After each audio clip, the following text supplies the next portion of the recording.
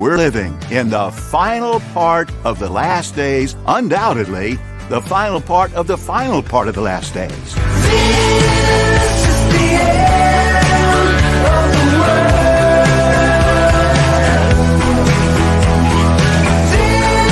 This is the end of the world.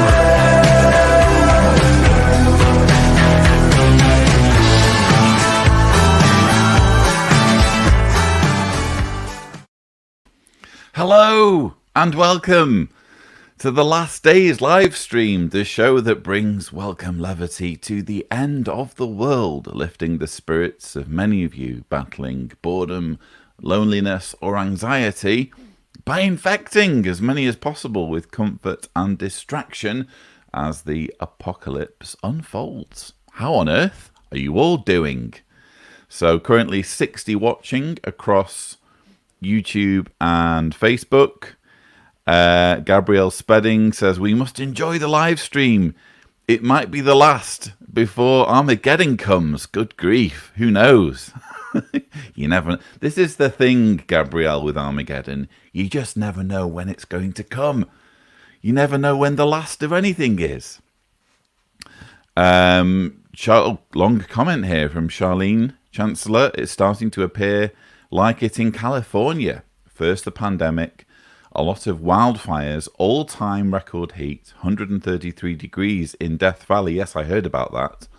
Even in my part of the world, that record temperature.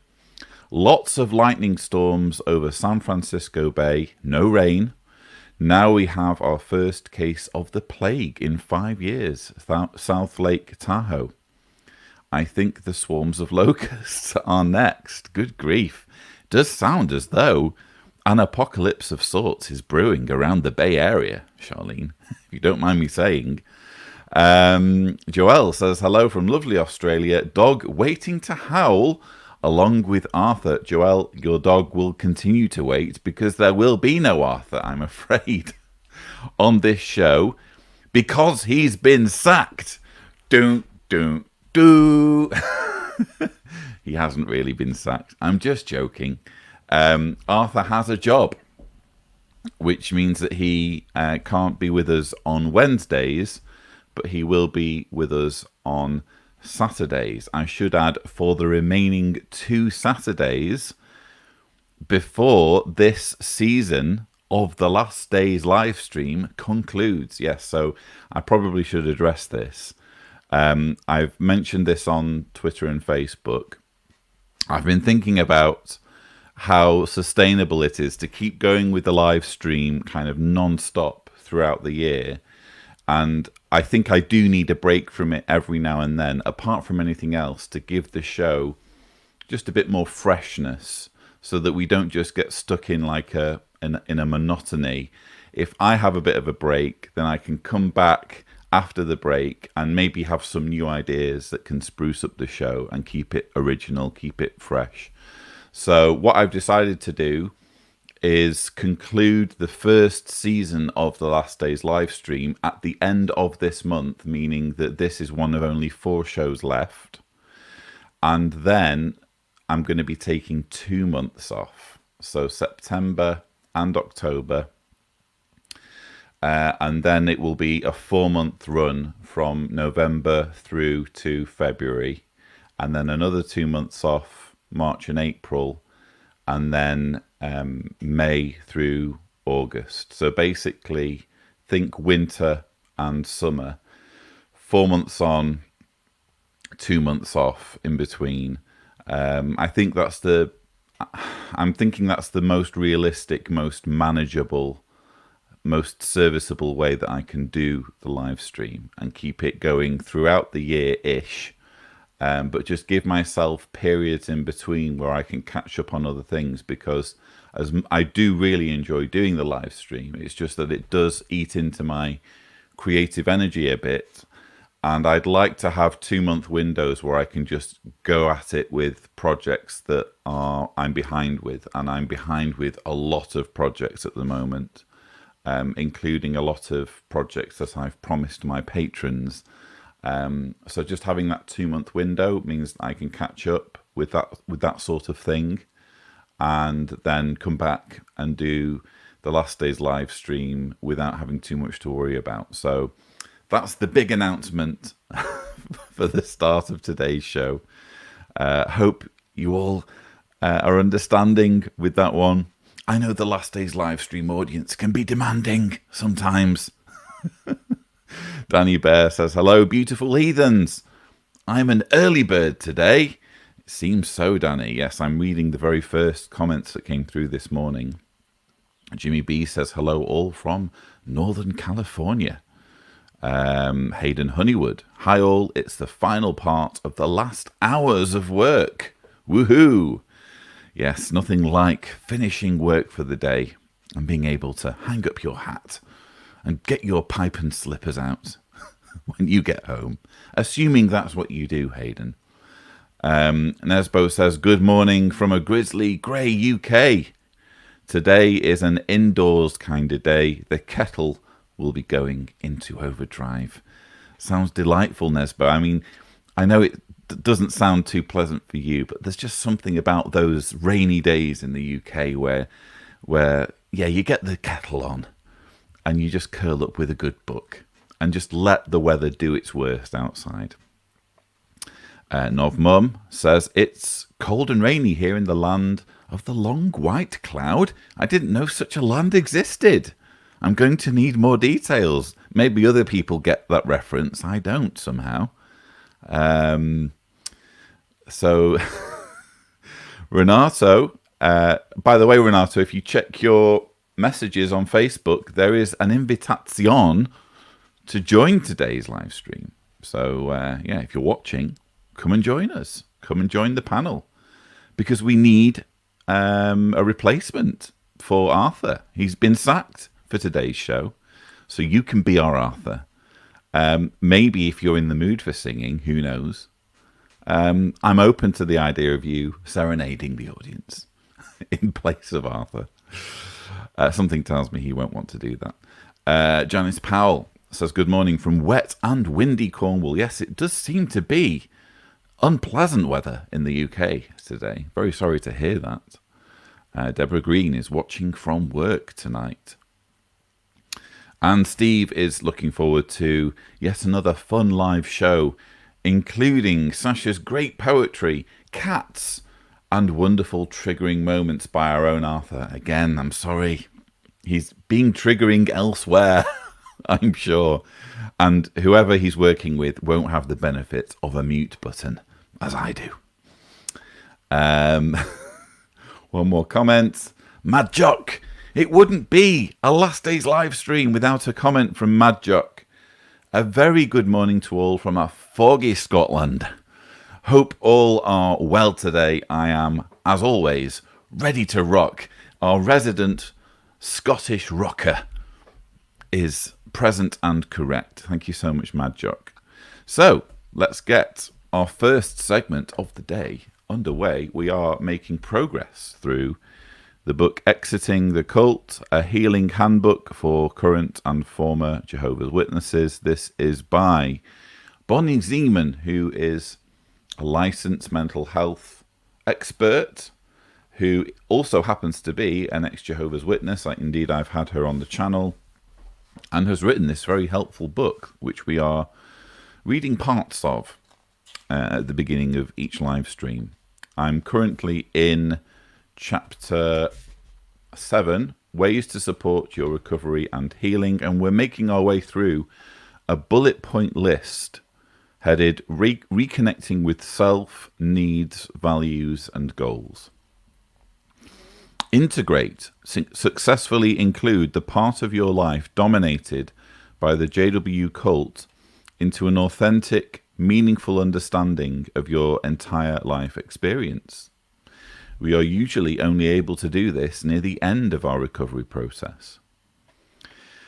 And eventually, when you are ready, learn how to accept, forgive, and let go of any bitterness toward others that still remain. This takes time, especially forgiveness, and should definitely not be rushed or forced. Artist and writer C.R. Strahan says, forgiveness has nothing to do with absolving a criminal of his crime.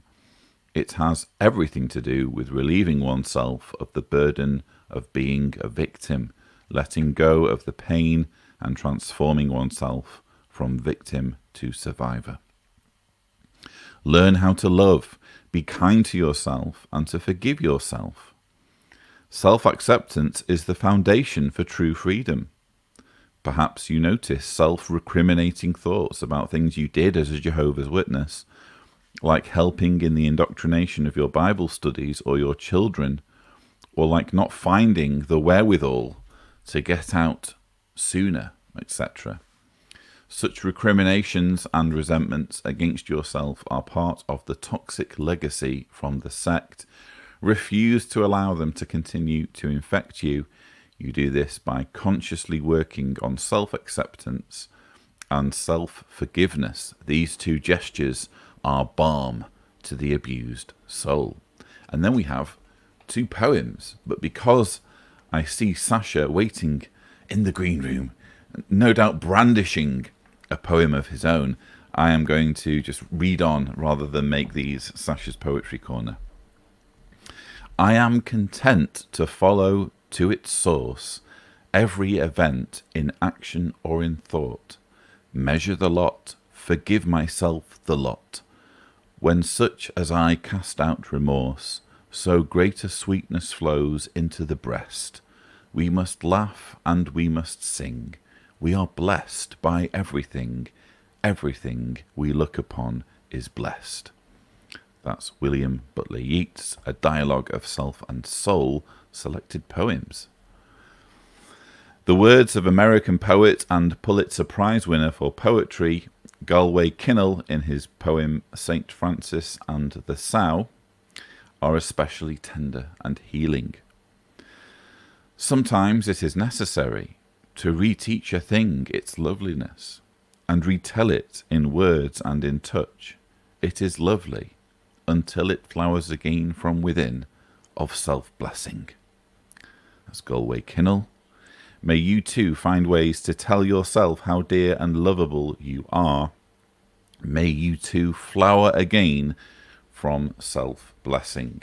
So that was a relatively short chapter. We now move into chapter 8, moving through stages of change, and I'll read the first 2 paragraphs. Albert Einstein said, "The measure of intelligence is the ability to change." Well, having left or wanting to leave JW.org means you are preparing to embrace many changes and must, therefore, be very intelligent.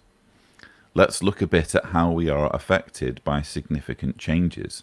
It's important to understand what a transition from being one of Jehovah's Witnesses to being an ex-JW is a process that moves through some fairly predictable and sometimes challenging stages. Knowing what to expect is half the battle. There are many theories that have been developed to help explain and demystify the process of change.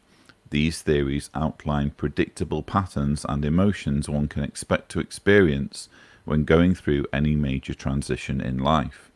Each journey through this change, from JW to ex-JW, will be unique, and your individual process may vary a bit from what you find described here.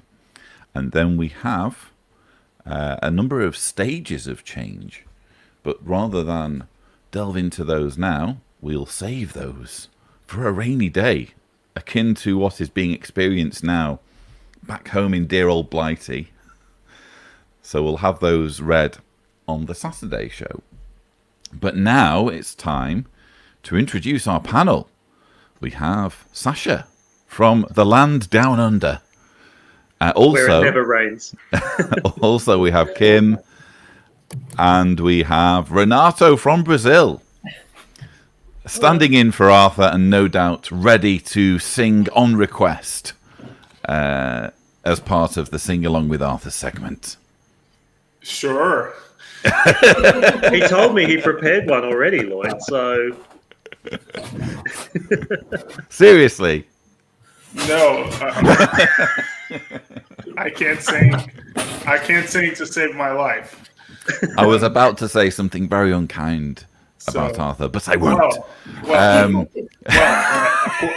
According to you, British person, Brazilian music involves people Now, in huts and tribes. Now, I won't you're be able to taking my provide you words. with any musical quality. I'm You're sorry. taking my words out of context in a very Watchtower-esque way, because I was actually referring to the spectrum of Brazilian music encompassing indigenous music.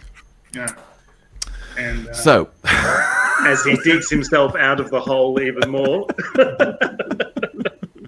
yeah, stop digging yourself out of the hole, please. It's getting worse. gosh, it seems it is, isn't it?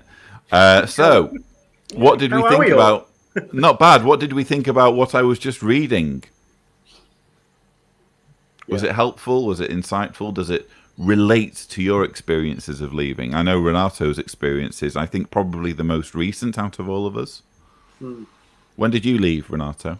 Well, this past Saturday, it was 2 months since the announcement of my disassociation. It's been a quick process because I woke up at the end of April.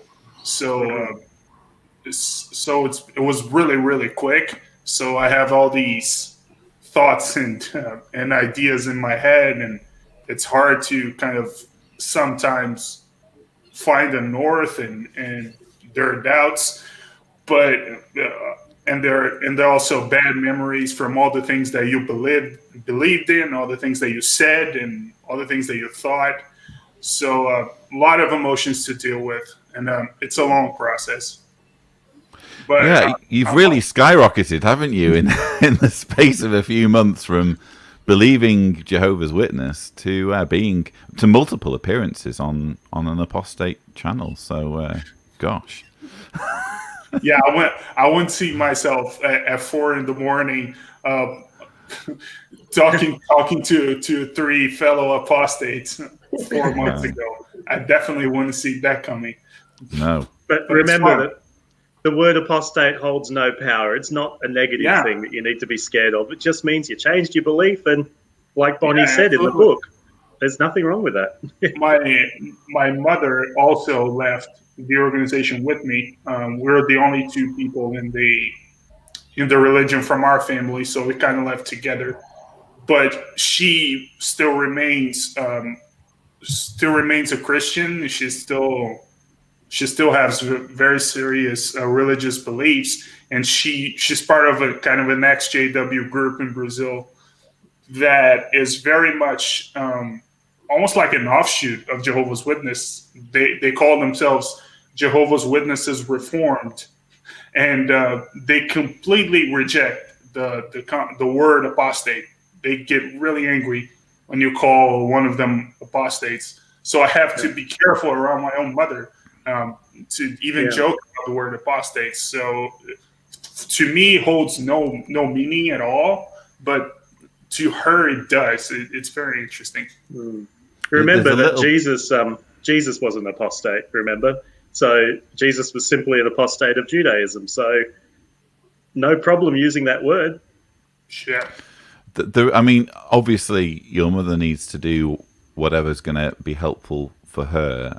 And I don't want to dwell on your mother too much, because probably it's going to be uncomfortable for you to talk about her behind her back. But there's also, I think there's need for caution a little bit, because sometimes you have basically spin-off groups where they take the attitude, yes, it's the truth, but they've deviated, and we're going to figure out a way of dragging it back on course, So it almost just becomes like a surrogate organization with fewer members. Is that not a danger, do you think?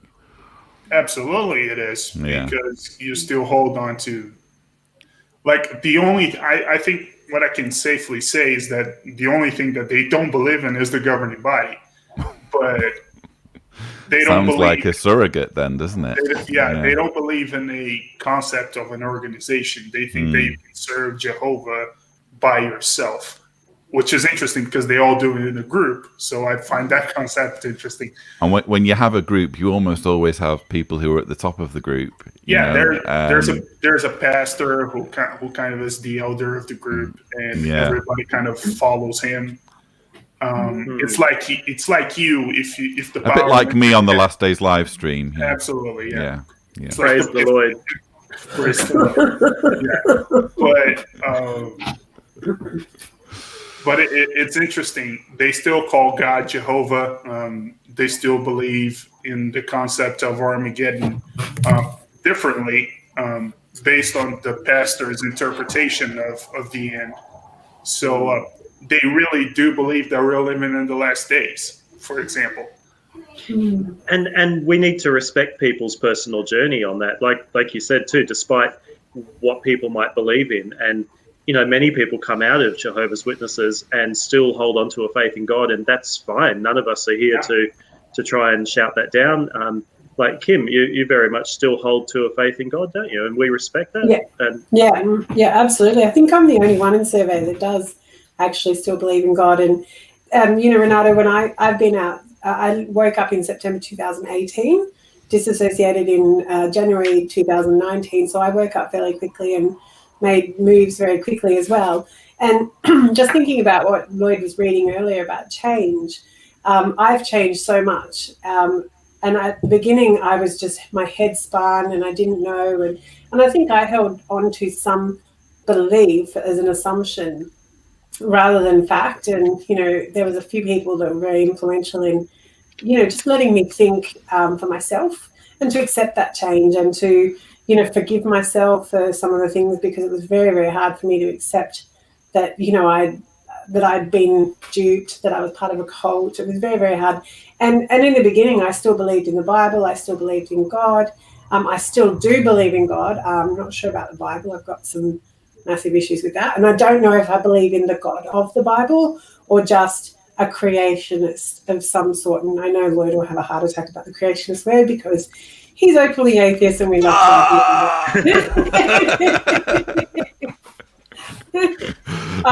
so yes. But that's healthy, Kim. Yeah, it's really healthy. And that is exactly right, Sasha, because the thing is that when I first started watching Lloyd's channel, he'd talk about atheism, and I'm like, oh, shut up. But you know what? It taught me a really valuable lesson that I think we all need to learn, especially me, that it's okay. We don't have to agree to be friends. We can have differing opinions. We all have a right to have our say. And just because someone believes one thing doesn't mean we have to. So, Renato, your mum may change. I'm sure you will change, just as the book had said. I think, that over time she might start to go, hang on a minute, this is just like, and, just be there and go through the journey as well. That's well said. When you think too of, sorry, Renato? No, go ahead. Well, I was just thinking back to the function that we all organised here in Sydney last year, where we had members of the survey team and other activists, of course, here. And one of the key things Lloyd actually mentioned in his final speech, Lloyd, you might be able to remember it better, but you asked everybody who was in attendance where they stand on matters of faith. And, put your hand up if you believe in God, put your hand up if you don't. And you're very quick to then say, and that's okay. We're not here to try and push people from one way to another. And if anybody sort of mocks or derides another's view, that's not to be promoted. In fact, part of coming out of a high control group is accepting the fact that we don't all have to think the same. And as you said, Kim, in order to be friends, in order to support one another. And in fact, our lives are so much better if we have a variety of input and perspectives on things. Yeah, I think I said that's the true unity, because Jehovah's Witnesses bang on about unity a lot, don't they? And we're so united. But for me, true unity is when people are able to work together towards a common goal, despite having very different views and beliefs. So the fact that you could have a room full of people, some believing in God, some not believing in God, but we're all eating together, we're all drinking together, we're all friends, and we're all recovering, together in a very positive way from our experience. I think that shows far more unity than anything that Watchtower can conjure. Yeah, there's the difference between unity or uniformity. Uniformity is that strict, must look the same, think the same, act the same, or unity of purpose, and the purpose being to promote one another's life and reclaiming of our life. Yeah, and the one thing I will say is that my mother is very happy since she left. It was a kind of a weight off her shoulders, and me too. I'm able to think so much clearer now and without so much guilt and fear. The only concern I have with my mother is that there's the tendency of when you leave a cult, you join another.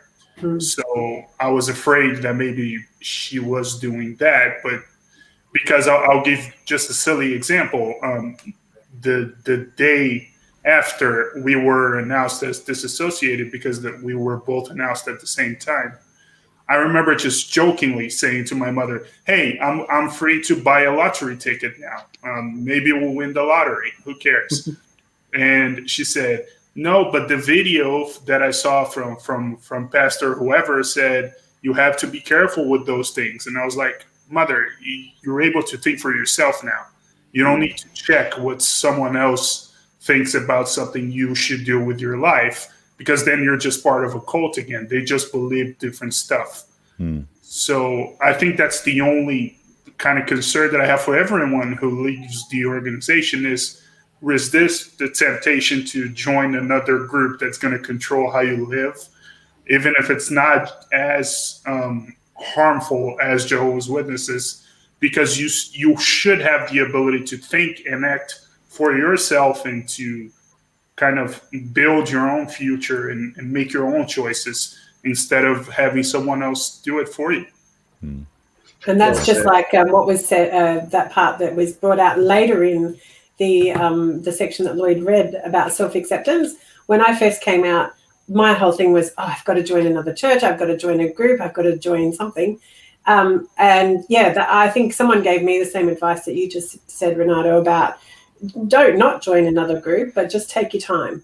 And the self-acceptance and getting to know yourself and your identity and who you are and what you want in life, I think is like the best thing that I did when I first woke up. Yeah. Well said. Well said. Absolutely. And when you think about, if there is a creator that gave us life, surely he would want us to all to be happy. And then the happiness comes from you as an individual having the right to decide what direction you'll take your life in. You're a good person. And I say this to everybody who's watching, we know that we're good people. We try and be the best type of people that we can be. And that would actually be a show of respect for the life that we have, to use our life in a positive way for ourselves and our family and to make the best out of our situations. Rianne says, apostate is a name one should carry with pride. The Aussie Outdoor Blokes say, dead on, Sasha. The word apostate is so misused in the witnesses. It is a fabrication that suits the Watchtower narrative. And actually, thank you very much to the Aussie Outdoor Blokes for your incredibly generous super chat. Wow. That's incredibly kind and helpful. Thank you. But very true. Sorry, Lloyd. I know the Aussie Outdoor Blokes, and I know their personal story. And firstly, hello. And secondly, be patient. And, change takes time. That's a message to them. Absolutely. And, I've said it before on the channel. I don't want to repeat myself too much, but, apostate just means you've left a religion, Charles Taze Russell was an apostate from, I think, Presbyterianism, or a different version of Christianity. To apostatize just simply means to leave a religion. It doesn't say anything about who you are as a person, although obviously Watchtower has their own definition of the word apostate. They have their own definition of many things, including the word despite, as I go into in my very latest rebuttal. So, fascinating. And also Endeavour. And Endeavour, yeah. Oh, gosh. Yeah. Don't get me started on that. There was a trigger for everybody. Oh, dear. Arthur's not here, so I have to take up the gamble. Yeah, so you're alluding to the fact that Gillies came up with the excuse, because I've been saying, as have others, that the May 2019 Watchtower on abuse, one of the problems is that it says elders will endeavour to report abuse. Why do you need the word endeavour? Either you report it or you don't. And he was questioned on this, Paul Gillies, and he said, well, you have to remember that the Watchtower is translated into hundreds of languages, and in some lands it won't be possible to report abuse. So we put endeavour just to say that we'll try, but in some cases we won't be able to. And it was just, I'm sorry, you don't write a Watchtower for hundreds of languages with just a small number of potential outcomes in mind. You write a new set of instructions for those exceptions, such as in Russia or such as in countries where it's impossible to report. You show what your intention is in the main document, and you provide the exceptions where needed, you know? Yep. And it was written in English, so the English translation should have said the right word. Sorry, Kim? No, that's right. I was going to make the same point. Also, there's a video, and I don't know whether I watched it when I was in or when I was out or both, but there's a video that explains about translation and how they go about translating, and they actually use an example about rice when they're translating into Chinese, and I just can't remember the example at the moment, but they then, like, to translate it to make sense in China, they have to use they have to alternate the word, but the primary language is in English, and then they translate it to suit the Chinese environment, which is exactly what they do. They explain that in their translation video. It's just rubbish. And secondly, he was just grandstanding, and it irritated me. Oh, you know, so for example, if one of our brothers went into Russia and blah, blah, blah, blah, blah, he'd be arrested and put in jail for 6.5 years. I'm like, please, really? Relevance. Yeah, exactly. Just took the opportunity to show that they're persecuted. Well, also there are, you know, and obviously you guys know what my views are on Russia. I'm against what the Russian authorities are doing to Jehovah's Witnesses. But let's remember that there are 170,000 JWs supposedly in Russia. They're not all going into jail.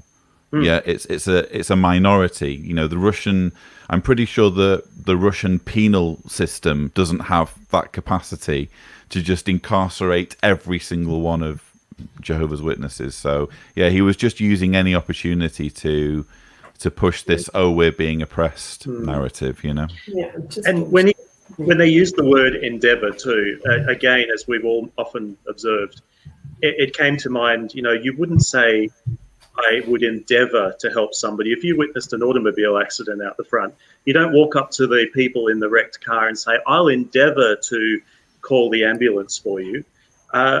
You would just call the ambulance. You just act on it. The same as they say, well, it's the absolute right of the individual to report to the police if they want. You wouldn't walk up to somebody in a car accident and say, look, it's your absolute right to phone the ambulance if you like. They're in a bad situation. You've got to make the call for them. They're unable to make the call.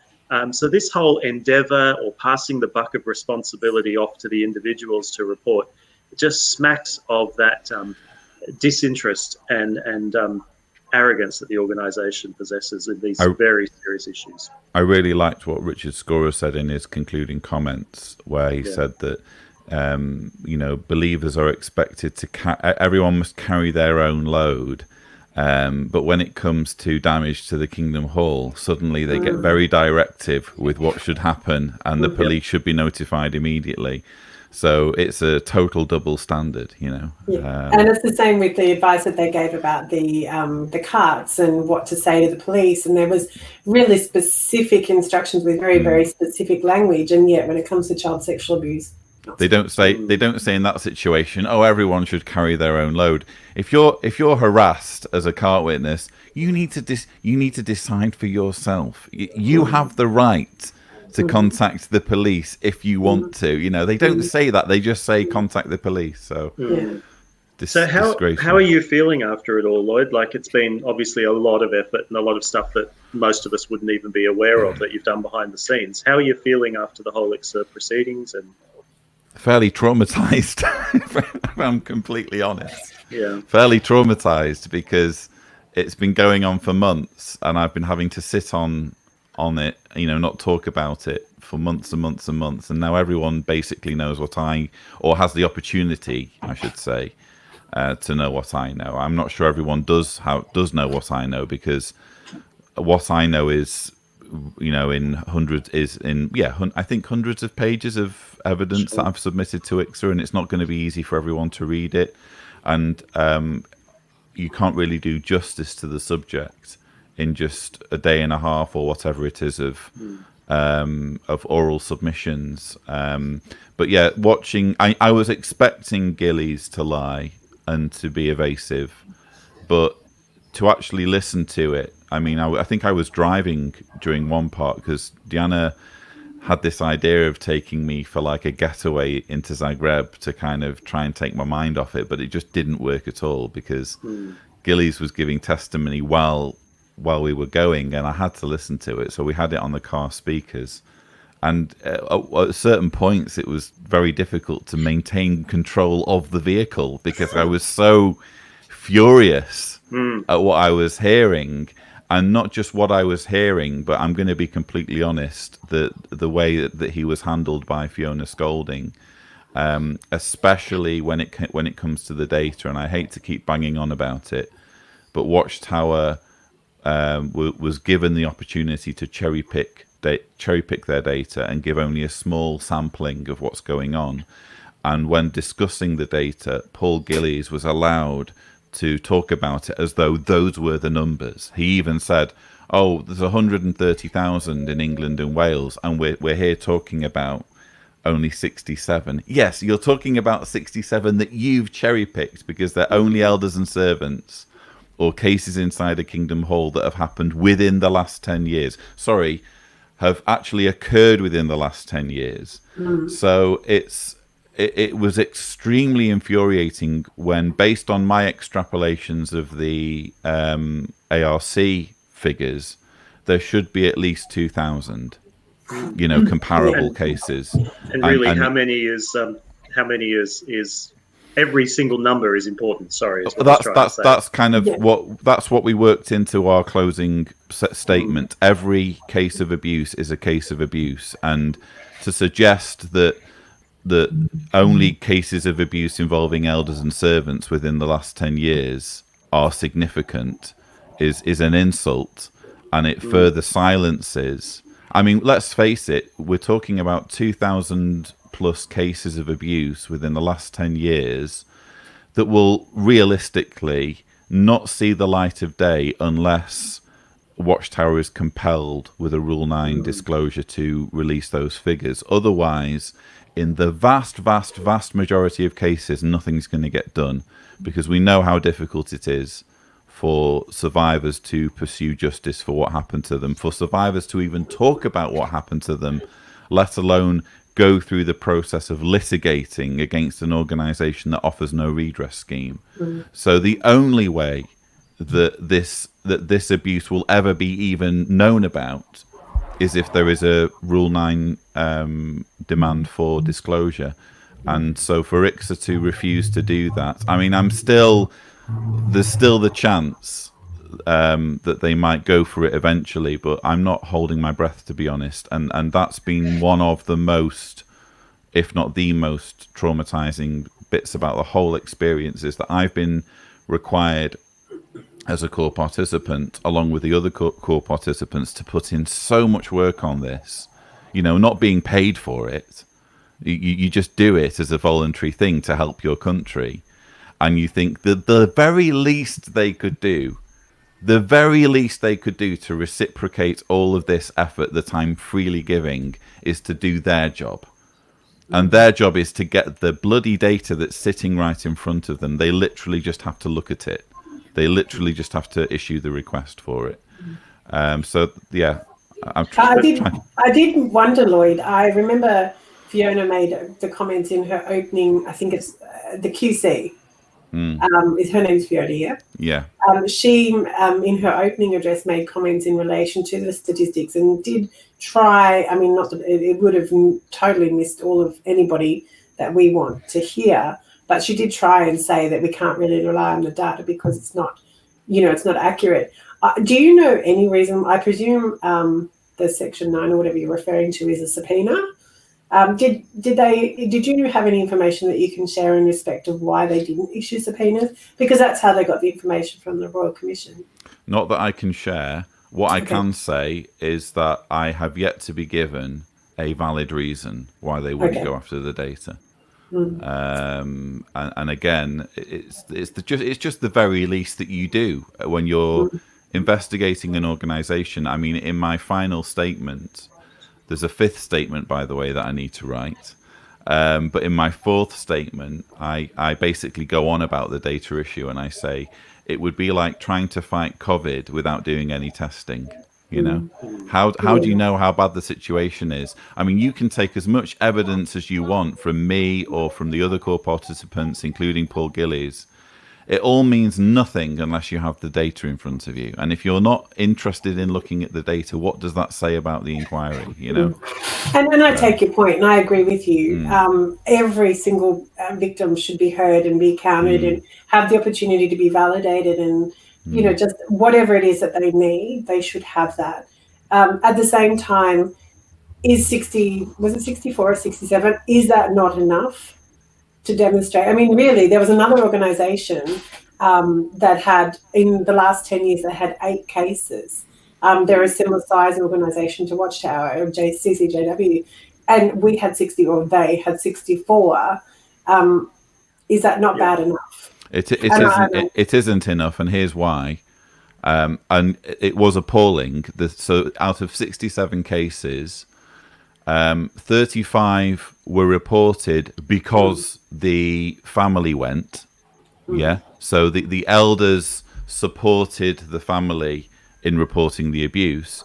30 have never been reported. So we're talking about 30 cases in England and Wales where the abuse has happened within the last 10 years, and mostly elders and servants are still at large in the community because they haven't been reported. So the data by itself is bad, but my argument is all abuse matters. You know, if you're, I mean, and here's the problem: the organisation is saying, "Oh, well, we report whenever children are at risk." Well, let's see that for ourselves, shall we? Let's see exactly how much abuse you've reported, and to find that out, we need to know how many cases there are, and of that, what's the percentage of cases that you haven't reported? Because you're just telling us about elders and servants. What about ordinary congregants? You know? Oh, I agree. I guess I look at it from a little bit of a different point of view. The panel members, the chair and the panel, they're not dumb.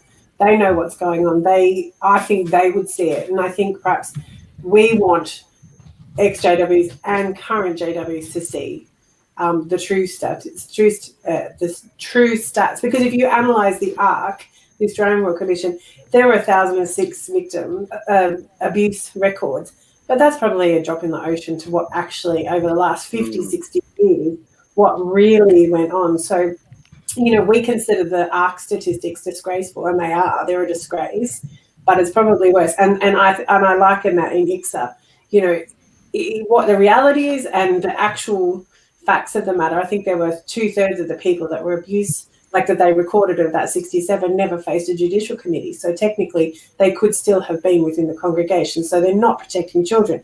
I get that. For me, what I see ICSA, and this is only my opinion, I see ICSA as hopefully bringing some sort of change at a legislative level, something, that's where I'm hoping. And the people that will make those decisions are not dumb to the facts of what the statistics actually are. I don't think they're dumb either, but I do think that there are greater forces at work, and we discussed a few of those at the beginning of the Watchtower in Focus episode. I'm trying to be optimistic, but at the same time I'm trying to be pragmatic, because when you get out of an abusive group where you've been let down at every stage, it helps to, you know, not be overly optimistic. And I do think that whereas in Australia they call the spade a spade, and then they're not afraid to offend people if it means uncovering. Whereas in the UK, I think there is a little bit too much deference to religion, to be honest. And I'll accept that as a fair point. I mean, but having said that, we do call a spade, but we're still having trouble. You know, well, it's still 5 years on. 5 years on from the ARC, and JWs are still technically a charity. It's just That's ridiculous, right. isn't Yeah, it? from a legislative point of view, there's a lot of things that we wish and we hope might change in the years to come. But from a personal or from a point of view of individuals, just the very fact that ICSA and the ARC are front and centre and have even happened is making a difference to hundreds or thousands of people's lives who are waking up from the organisation. It's enough to make them stand up and say, hang on, I need to investigate my religion. And so from that point of view, I will take it as a positive. And I know that the real power of ICSA is in the written presentations that yourself and the other core participants put in. And we encourage people to take the time to download those from the official ICSA site and read those submissions to get a better perspective, because that's literally what will help to reclaim people's lives out of the organisation. Yeah. I can say that from experience. The reason my mother and I woke up is because of the TV news segment here in Brazil about child sex abuse and the two witness rule. Right. And her and I were like, even if we still believe this, we can't be a part of this organization just on principle alone. Like, this is the type of stuff. This is the type of stuff people die for in jail. Like, and if you have an organization who does this in an industrial scale and works religiously, for lack of a better word, to hide it and to not tell the public and their own members what's going on, I cannot be part of it. It's way too big of an issue. Exactly. Renato, And how what does does that- Revelation say? Get out of her, my people, if you do not wish to share with her. Fortunately, we've lost Sasha's audio just as he was launching into some incredibly triggering language. I wasn't doing it to be triggering. I was doing it to say that if people believe in the Bible, even the Bible says to get out from an organisation that is Indeed. responsible for terrible things. But yes, sorry, trigger gone. Would you like me to burn it? No. Okay. Thanks to Rianne for the super chat. Thinking for oneself, reclaiming your life, and support others to reclaim their own life. That's freedom. I think alluding to what we were saying earlier about the true unity that we have as quote unquote apostates. And we also have Sergeant McAwesome 49. Now that I'm gone, I'm going to chase my dreams. Future rock star right here. You go get him, Sergeant McAwesome 49. Yeah. So, Lloyd, I don't feel qualified to speak about ICSA, but so I'm just going to make a joke about it. I feel like Fiona didn't scold him enough. Oh. I've been thinking about that for a week. The spirit of Arthur remains. Just a question, Renato. Do you feel that was your proudest moment on YouTube just now? Oh, I'm gonna have plenty of embarrassing moments just like these, so I don't feel bad about it at all. If you could rate Renato's joke on a scale of 1 to 10, Kim, what would be your ranking? I'm going to be kind and give you a 4. Oh, that's enough. I was Sasha? expecting like 1.5. I'll go 6 because I think everybody was thinking of how appropriate her name was. To be honest, Right. I didn't think of it, so that's why I gave him a 4. the panelists are being overly kind to Renato, so I'm going to throw this open to the live chat. Give us your scores. Out of 10, how good was Renato's scolding joke? Let us know. Well, if we're talking about names that were appropriate, Kim, I know that during the ARC there was a significant contributor on behalf of Watchtower whose name was quite appropriate as well, if you know where I'm going with that. I do. Can I say it? Lloyd, do you remember? Go on. There's a gentleman he was the branch overseer. His name is Vincent Poole.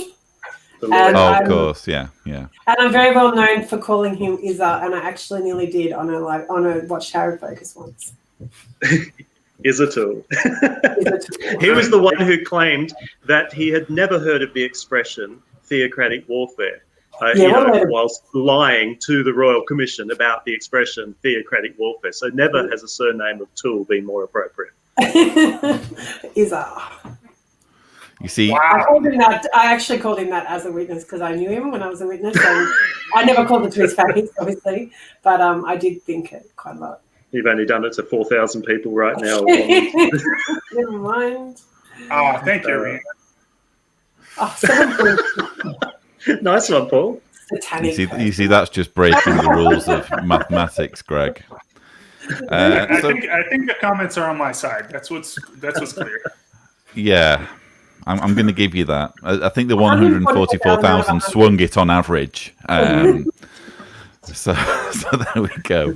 Anyway, I think that what this show needs, after we've had some probing current affairs chat, is a little bit of culture and sophistication.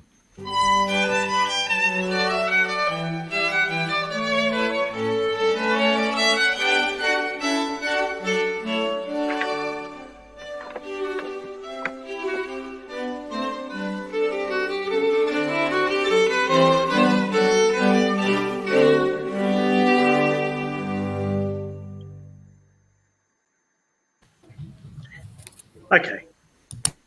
We warmly welcome you, friends, to another YouTube live stream, a safe place to hang out while we watch the world scene. We share a chat and a laugh with some levity, while sometimes even discussing matters of severity. Today we'll focus on topics of our former cult, which helps us open up and free our minds as a result. So the governing body leaders, the Hateful Eight, make proclamations grand and declarations great, as they claim to decipher and explain the biblical message, the so-called Word of God, the apocalyptic presage. They are masters at doublespeak, using Orwellian phrases that we are now alert to, having heard them for ages. For instance, they claim that they're not prophets inspired. They alone possess divine direction, knowledge acquired through decades of research, interpretation, and prayer that comes directly from Jehovah, or so they declare. Yet, as millions of us realise with just an ounce of thought, their claims of authority really amount to naught. For their doctrines and teachings clearly lack coherence, they make no sense at all, despite their adherence. Yes, truly researching the religion with an open, honest heart makes it joyfully clear that they do not impart anything of substance, facts, or of truth. It doesn't take a genius or a detective-like sleuth to simply see that their claims are merely another example of another religious cult that has insidiously trampled on the lives of millions of people all around the earth, entrapping many of us even since our very birth. But now we are witnessing a wave of momentum around the world of ones who have recognized the religion's errors and bravely unfurled the enslavement and all of the mental ties that bind, as they've freed their thinking, yes, freed their very minds. They've investigated the teachings for accuracy and fitness, and they've taken the steps to disentangle their lives as a witness. So to those who join us as we all live our real lives, we say, welcome to your autonomy. Now you can thrive. Oh, that was excellent. Thank you. Excellent. Kind Well of done, tied in with Sasha. what we were saying. Tied in That with your was, reading from Bonnie's book. Right up there, I think, in terms of the best poetry we've had from Sasha's thank you. Poetry Corner. That was That marvellous. was really good. It was very good. You got a lot from me. Oh, Absolutely. gee. Thank you, guys. Much appreciated. Now, Rosie Rose says noise. Nice. Emily Flotilla gives a flotilla of applause. Dreams of a life. Oh, says amazing Sasha. Thank you. Steve says such mastery of lyrical words, Sasha. Well done. Thanks, Steve. I wish that was the response to my Fiona Scully joke, to be fair. Well, if the shoe fits. Renato. Mad Jock says very good, excellent, love it. And Leisha sends thunderous applause, although we know from past comments from Leisha that she's very easily pleased. Now, going on to our next segment, what many of us don't realise is that even though Sherry isn't here to provide us with comfort, Kim has contacted me surreptitiously in advance of the show and offered to provide some comfort in her stead. So here we go with Sherry's Comfort Corner.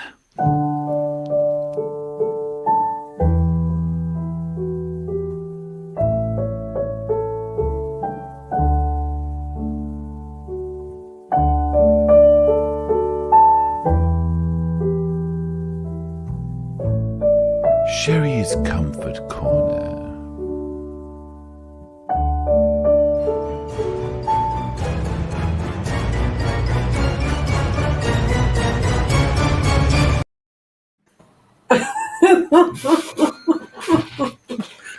So go on, Kim. You said you had some comforting things to share. Today's not the day from Flotilla. I'm a bit cranky. And you know why. Comfort. Okay, so I'm going to share a bit of things that make. Do you know what? Do something nice for yourself. In the book, there was discussion about self-acceptance and self-care, self-love. One of the things that made me really helped, like when I was in that distressing stage of coming out and getting understanding and all of this sort of stuff, was I gardened because I love gardening. Anyone that knows me knows I love gardening, but that doesn't mean that's your thing. Find something that you like to do and try and think outside of the square, because as witnesses, we live a very robotic life. Do something different. Do something that you love, something that makes you happy, that makes you smile. And it doesn't matter if, that's not acceptable in the organization's eyes, or it's not acceptable in, somebody else's eyes. It's all about you. So I have what I call a Kim day. Everyone knows every now and again I'm like, no, today's a Kim day. Cook for yourself, clean for yourself. Not doing anything is a Kim day. So have a Kim day sometime in the next week. That, you see, even when put on the spot by my ruthless presentation skills, you come up with comforting things, such as have a Kim day. I think I'll have a Kim day someday soon. Have a Kim day. Yes. Yep. Definitely. Yes. Sounds like a Buddhist thing, doesn't it? Have a Kim day. But that's a really powerful point you make, Kim, because we came from a background where we didn't allow ourselves to do that self-care, to take time out. Yeah, and almost as if sitting back on the lounge or doing something that we enjoy was wasting time or was being selfish. And it's not, we can't pour from an empty bucket. So if we need to top up by whatever it is that gives us that refreshment, that's great. Do it. Yeah. And just because, even if your cup is, like you talk about if our cup is our life and our energy levels, even if your cup is full doesn't mean you have to give. So that's your choice. You give by choice, you give freely by choice, but you can't let your bucket go empty, because then you can't give to anybody. Now, we do have one more segment. Despite his coyness earlier, he has promised me that he has practiced a musical offering. I thought I was going to get paid for that. Standing in for Arthur, we now have Renato taking us through Sing Along with Arthur.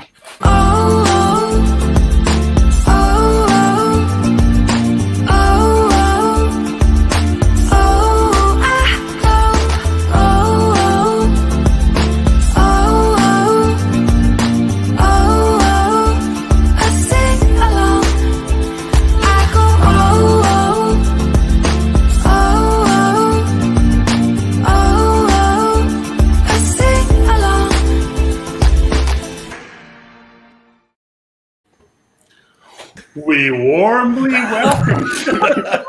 You just want to be music. Basically, all you need to do is do a really, really long intro. I couldn't even get through that. Oh, God. I have nothing for you, Lord.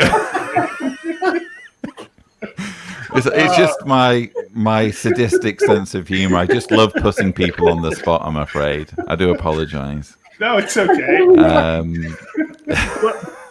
Arthur did send me through some lyrics, not a song, but just a poem. Seems that Sasha's going to step in and do some singing for us. Oh no singing. No, these are Arthur's lyrics that he sent through to me, and I think he said that it was actually something that Toni Morris wrote.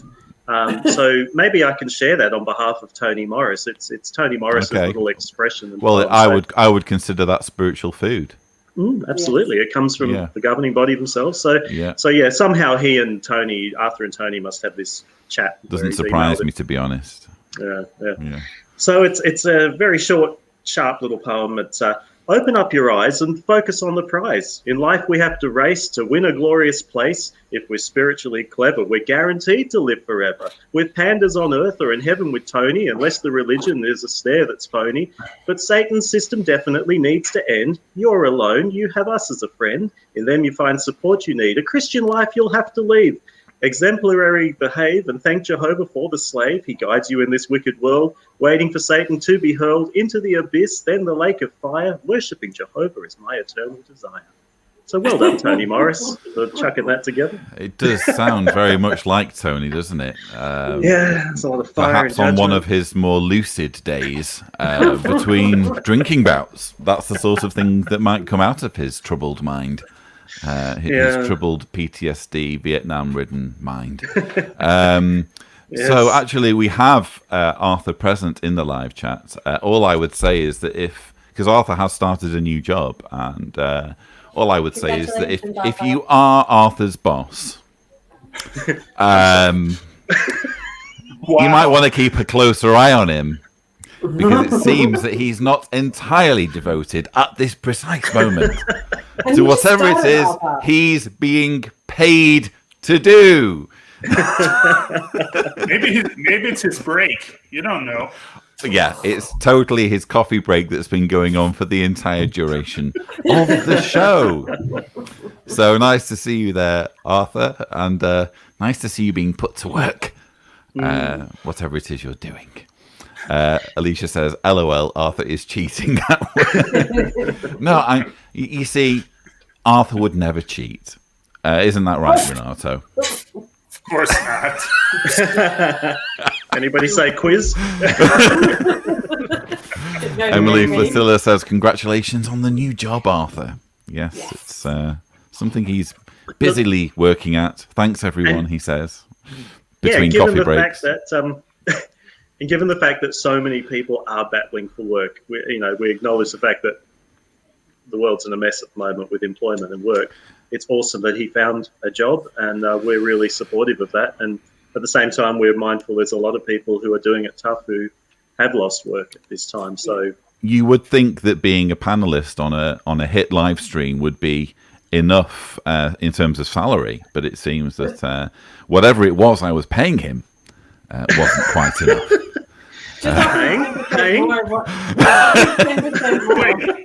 Wait, you pay people? I've been on like 3. If you analyze my words. Lloyd's a bit like the governing body. The money goes one way. Joking. Offer him a 10% increase in his salary, and he can come back. Shocking disrespect to the live stream.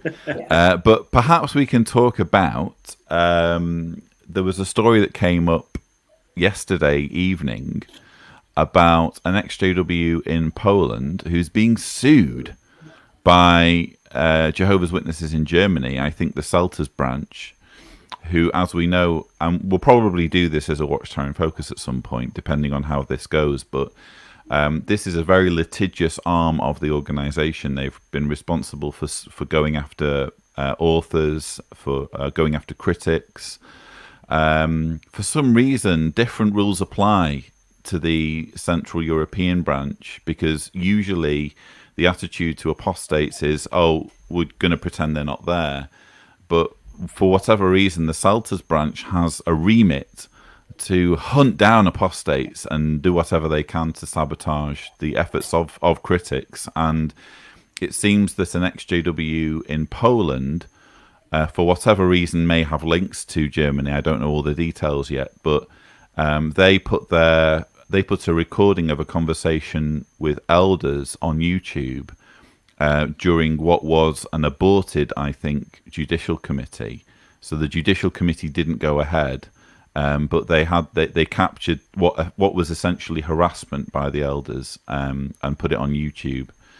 And Watchtower tried to get it taken down through YouTube, failed in that effort, and now they're properly litigating against them, suing them for I think €5,500. Very disturbing kind of echoes of Scientology fair gaming going on, don't you think?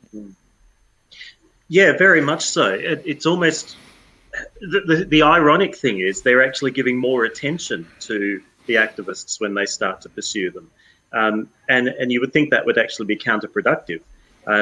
So I really don't know why they feel so inclined to want to do that and what motivation is behind it.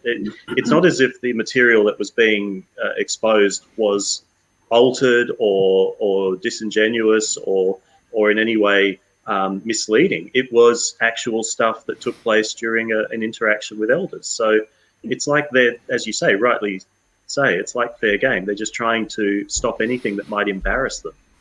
I've heard about this and I read about it, but I haven't seen or heard any of the actual audio or video, whatever it is. Have you guys seen it? Is it in English or is it in? Apparently, it's in Polish. I think my contacts are working on getting it translated so that we can have English subtitles. But apparently, it's all in Polish. Yeah, I'd be very interested to know what the actual video says because it's for me. I would be very interested to think. It's not the fact that they've gone after it. It's something that's being said in it that they don't want. Because it's not the first time that a judicial committee has been uploaded to YouTube. No, it's not even the 100th time. No, I still love watching those videos when I wake up. But it's almost as though this is like, how can I put this? It's almost like it's a test. They're almost using Europe as like a lab to see whether it's a successful thing to go after apostates in this way, because maybe it's something to do with German laws, I don't know. But they've really been going at, like, for example, Misha Anouk. They tried suing him over his book. They tried suing Regina at Infosector. She's now at a different organization. Simply for criticizing the organization. It's astonishing that they're going to such lengths, because it's not easy, is it? I mean, you'll know more than me about this, Kim, but I'd imagine it's not straightforward to just willy-nilly set up a lawsuit and file. Absolutely not.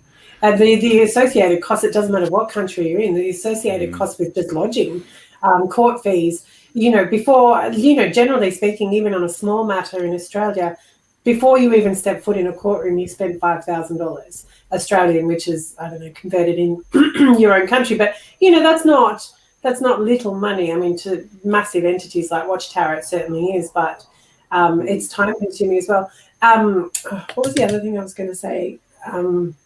It is interesting that they're going in the European countries. I was watching something the other day, and the statistics show that in Europe the numbers are significantly reducing. And there's something about Poland, Lloyd, I just can't remember. You'll know better than me. But 10,000 in 10 years. That's right. Yeah, that's right. So maybe they're prepared to spend the money. Maybe they're prepared to take the loss just to try and deter people. Because whilst Watchtower have got the money, and this is my gripe with the Royal Committee, the redress scheme, which I'm not going to bang on about today. They've got all the money in the world. They've got solicitors that work for free. They've got clerks that work for free. Basically they're only having to fork out money for their court fees or whatever. But the general average ex-JW, who generally doesn't have a higher education, generally has limited employment, they live a simple life, the idea of $5,000 to have to fight for something is just emotionally devastating. That's just to say the least. So, and the people don't understand the court process. They see it as scary. I know one of the Watchtower in Focuses, I think it was the first one I was ever on. We talked about, like that, we reserve the right to take you to court sort of attitude, and people go, and because they don't know any better, they get frightened, and fear is what controls people in the organisation, but it controls people out as well. So it could be, I don't know. It could be something to do with that as well. Does this worry you, Lloyd, that being based in Europe, that they may eventually turn their attention toward the work that you do? I am based in Europe, but I'm also sort of not based in Europe. Thanks to Brexit, which you all know my views on. I'm a UK company, so I am somewhat, immune from what's going on. And I don't know exactly what the reasons are for someone in Poland being pursued through German courts. I haven't looked into it in that much detail. I'm assuming there's some kind of link. It could be something to do with where it was actually published from. Yeah, potentially. Yeah. But in any case, it does concern me because, let's say, for example, if I wanted to, move from being a UK company to a Croatian company, does that mean that I'm more at risk from being sued by Celtas? I don't know. It's concerning, full stop, I think, for activism, because I've been on the receiving end of a cease and desist letter, and it's scary. It's intimidating. When you get a letter from Patterson saying, do X, Y, Z, or we're going to come after you, and you know how determined they are, and you know what resources they have, it's a very scary thing. And, fortunately, when that happened, I was able to kind of take a step back and think, well, what are they asking? Some of these things that they're asking are actually no big deal, and I'll just do them. But when it comes to Pillowgate, I draw the line. They can ask for me to take Pillowgate down, but I know that I'm well within my rights to keep that on the channel because it's fair use. There's no way in the world that I could just make a video saying, trust me, everyone. Take my word for it. There's this video where Bethelites are. No one would believe me. I have to actually show the material in order to comment on it. Yeah. And so I knew I was within my rights there. And sure enough, they didn't come after me, or at least they haven't as yet come after me. But to know that they have this appetite, so that when you, and I think we saw this recently when I did the live stream of the Gilead graduation. Immediately, while the live stream was in progress, it got taken down and I got hit with a copyright strike, which meant that I couldn't live stream for 3 months. So the way I liken it is like in World War I trench warfare. There could be days where no one's firing at each other, and then there are other days where if you just stick your head up slightly, there's a rain of bullets, and it feels as though that's the situation. There are no bullets so long as you don't put your head up, and I know that if I put a foot wrong, then they could potentially come for me. So I'm just trying to, you'll see it on my rebuttals. I try to, whenever I'm showing anything beyond what I'm talking about. So with the convention rebuttals, I don't need to keep reminding people that I'm showing them the convention footage. But if I ever do show them anything else that's Watchtower related outside of the convention footage, I always say what it is and jw.org at the bottom. I'm trying to cover every conceivable base so that there's never a justifiable reason to say, he's in breach of copyright. So, having said that, Lloyd, it's my personal opinion that Watchtower wouldn't come after you unless it was something big, because they know if they couldn't nail you, or do you know what I mean? If they couldn't, you are going to absolutely platformize them. It's not a good look, is it? It's not a good look to be coming after one of your biggest critics legally, and they surely know that. Without wanting to brag or anything, the more you do this, the more of an audience you acquire, and the more of an audience you acquire, the easier it is to fight back. So it's going to be a very calculated decision on their part if they were to come after me. Yeah. Imagine if you... Sorry, Kim. I was just going to say, I think you made an extremely valid point that's valuable to everybody, is that, you said you got a letter from Patterson, and then you stood back and had to think about it, and then and with some knowledge, you then made a wise decision. And I think that's perfect for everybody. That if Watchtower, do anything to anybody, just stop and have a think about it for a moment. Take the emotion out of it. Get some advice from anybody that that can give you valid and correct information, including me if you're in Australia, and actually then before you go down on your knees and go, yes, okay, I'll do what you want. Have a think about it and see where you stand legally, because they don't care. They'll try and use fear to control you. Yeah. Think about, you drew a comparison to Scientology and their methods of operating, and you think about the platform that ones like Leah Remini have now with the work that she's done to expose this, egregious acts that Scientology tries to do, and the intimidation and those sorts of methods they try and employ. Well, you've worked with ones like that, and you've started to expose the similarities of behavior between organizations like that. And Watchtower would be silly to try and do that when you've got allies from similar cults that could be there to help expose that sort of misbehavior. So they'd really have to think very carefully. Do they want that sort of exposure?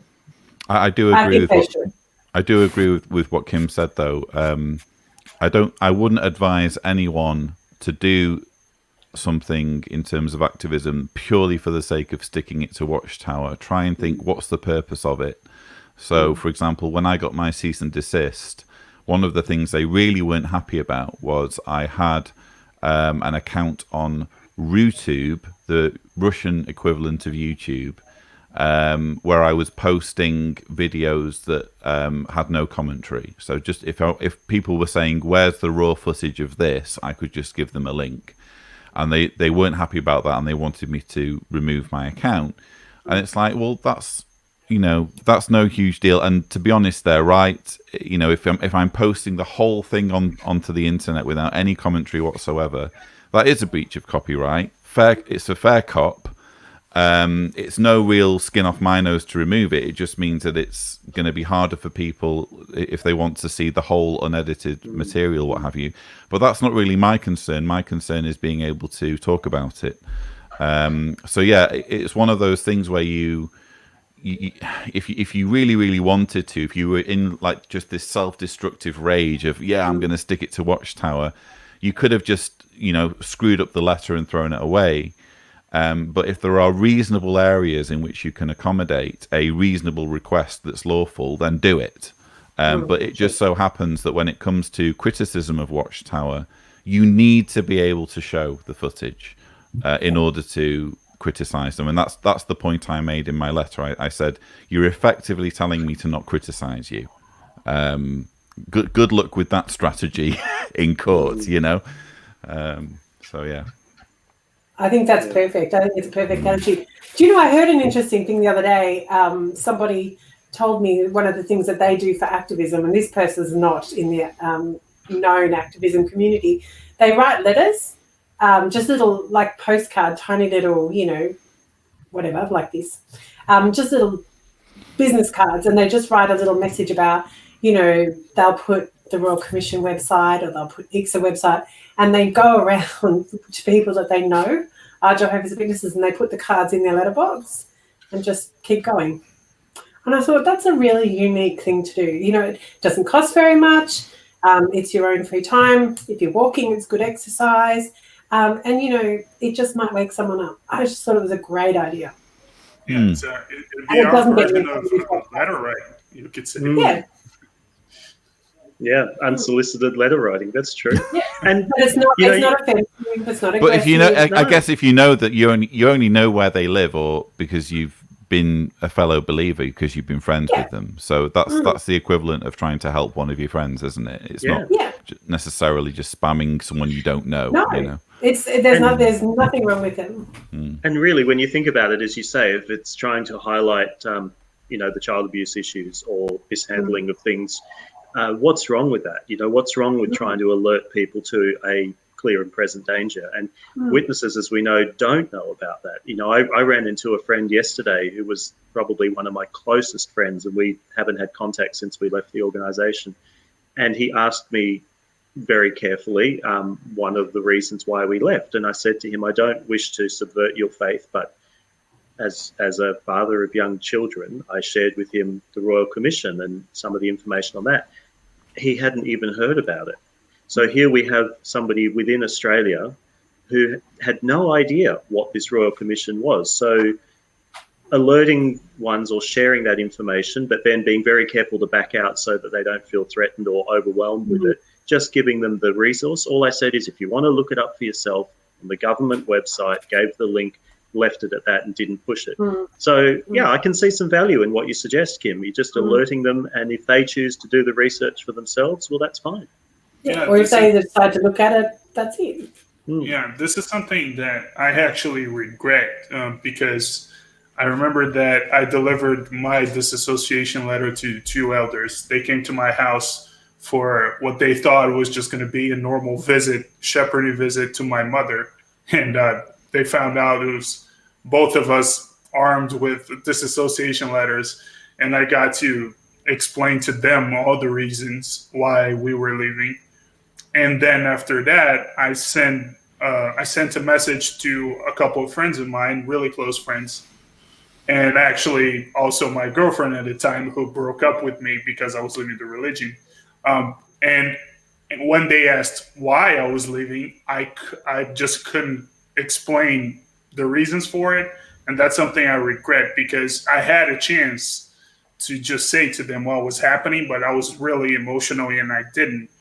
But I wish, because they're so close to me and I enjoyed their company so much and they meant so much to me. And I wish that I could have said something to help them. But hopefully I'll have the opportunity in the future. Indeed. Question from Elizabeth.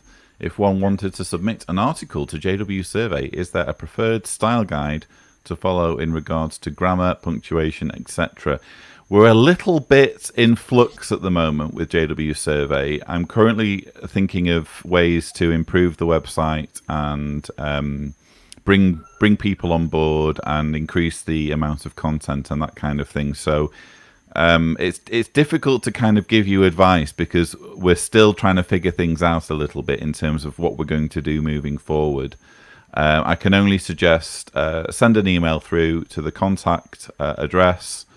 Share with us what you're thinking of writing about, and one of us will try to reply. But yeah, we're currently, I guess it hasn't helped that I've been very distracted by ICSA for the past few months, and for the past month or so with the conventions. I'm really kind of fairly stretched at the moment, but I am hoping at some point to give more attention to JWsurvey, because it does feel like a resource where we could perhaps be putting out more content, even if it's just shorter articles highlighting stories like the one we've just been discussing in Poland.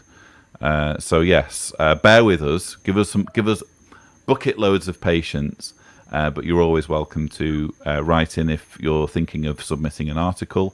And also, there are obviously 3 more shows remaining after this one. If you want to be featured on the show, you can send through an unlisted YouTube video. Please keep it to maybe 2-3 minutes max. If you wanted to send in such a video, here is the address to use, cedars1929@gmail.com. If you're feeling like you're in need of support, perhaps either by Sasha or by Kim, who is a retired lawyer, if she can give you some legal advice, here's the address to use, support@jwsurvey.org. We also take voicemails. Here's the address, the URL to use, speakpipe.com/Cedars. There are 3 shows remaining.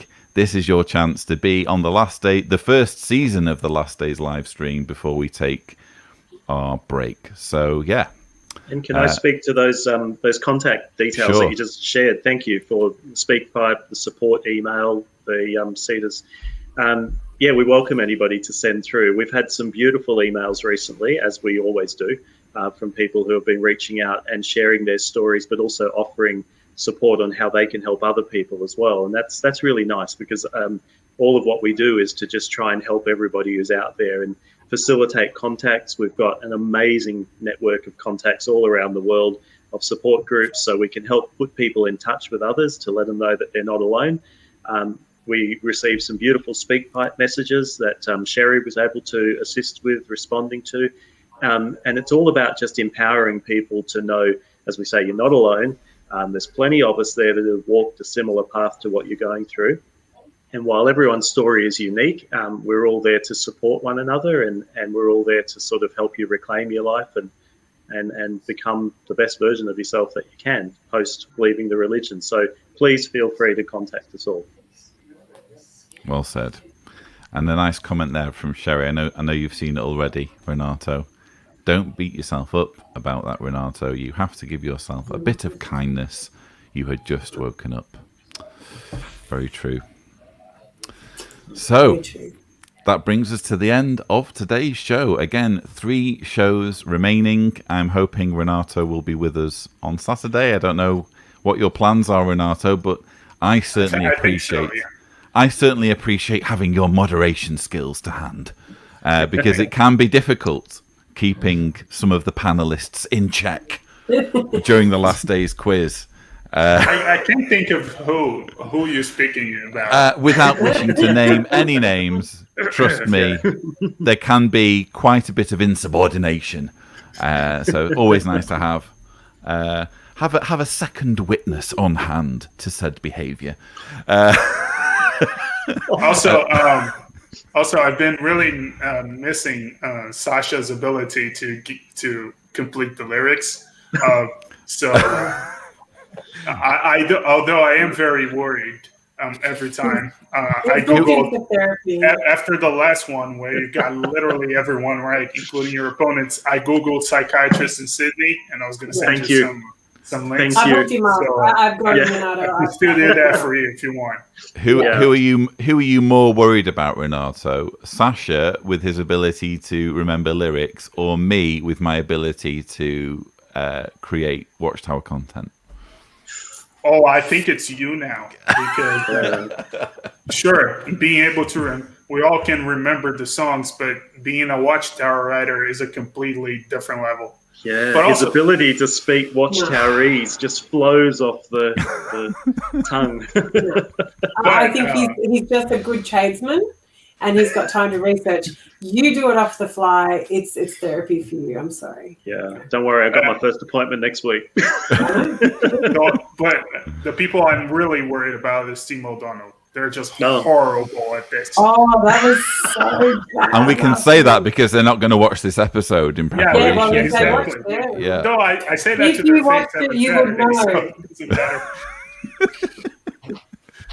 Poor Team O'Donnell losing. We love you, Mark. We love you, Kimmy. They won the first one, and then they haven't basically won since. But here's the thing: if we do it in a season format, so we can reset the clock at the beginning of each season and give them a chance to win the second season. So that's another piece of logic behind the change. So thank you to my wonderful panel for today's show. Please remember, everyone, to stay safe, stay positive, and we will see you in our next show. Take care. Bye, everyone. Bye. Bye-bye.